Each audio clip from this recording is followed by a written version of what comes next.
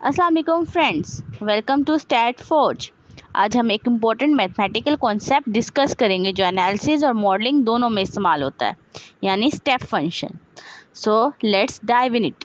Step function basically एक ऐसा function है जो स्पेसिफिक इंटरवल्स पर कांस्टेंट वैल्यू होल्ड करता है और फिर अगले इंटरवल पर एकदम से जंप कर जाता है। ग्राफिकली इस फंक्शन का शेप बिल्कुल स्टेप्स या स्टेयर्स जैसा होता है।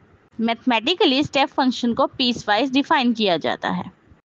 अगर x की वैल्यू c1 से लेस है तो c नॉट रिप्रेजेंट करेगी। अगर इसकी वैल्यू c1 टू c2 के दरमियान में है तो उसको रिप्रेजेंट कैपिटल C1 से करेंगे। इसी तरह सो ऑन, अगर ck से लेस देन है तो फिर हम उसको कैपिटल ck से रिप्रेजेंट करेंगे। ये सडन जंप ही स्टेप फंक्शन की खासियत है।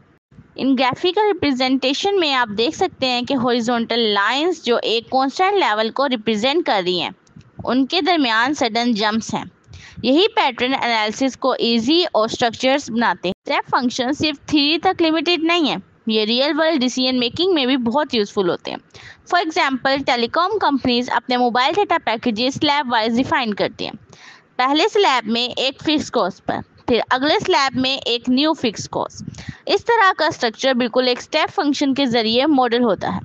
फाइनेंस, प्राइसिंग स्ट्रेटजीज और परफॉर्मेंस इवैल्यूएशंस में भी स्टेप फंक्शंस कॉमनली यूज होते हैं।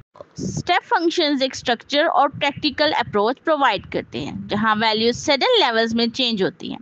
आप इन्हें ग्राफ्स, प्राइसिंग मॉडल्स और रियल लाइफ बिजनेस प्रॉब्लम्स में इजीली अप्लाई कर सकते हैं। Thank you for watching StatForge. Stay connected for more insights.